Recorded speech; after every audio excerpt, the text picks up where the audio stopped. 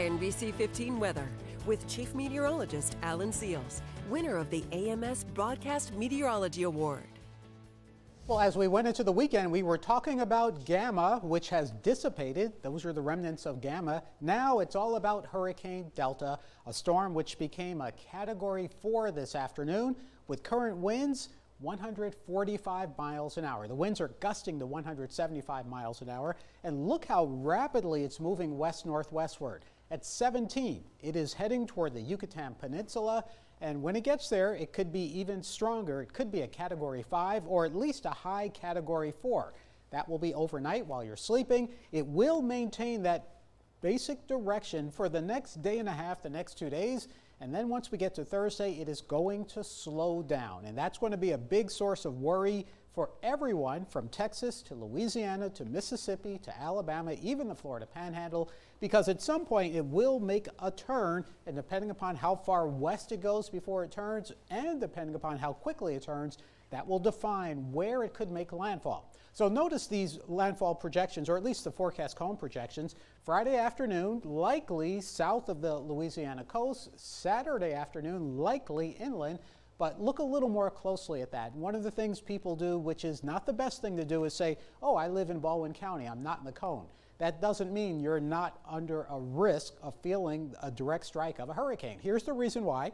In a perfect forecast, the center of that hurricane would be sometime Friday evening making landfall on south central Louisiana. But if the forecast is off, which new data may show us that, it could be going toward Houston, Texas sometime late Friday evening, or it's possible it could be approaching southeastern Louisiana, headed for New Orleans. So this is a possibility. This is what the cone tells us. It could be on the east side of that cone, and that would put it toward our area early on Saturday versus Louisiana late on Friday. So that's a possibility, which is why we all need to be on guard. And for us, this is the worst case scenario. A landfall toward the Mississippi Gulf Coast or Mobile Bay would give us a storm that could be a Category 2 or a Category 3. Now, it would be a steady mover.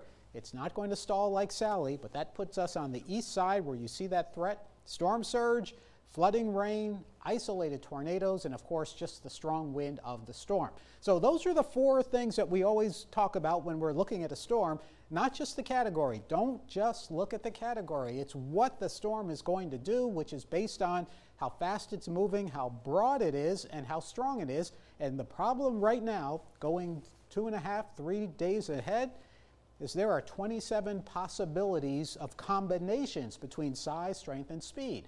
And then you have those four things at the top. So there are over 100 possibilities for what it will do, where it will do it, and exactly how powerful it's going to be. We stay updated. There are no watches right now. And I know everyone's concerned because this right now has been our second most active hurricane season on record.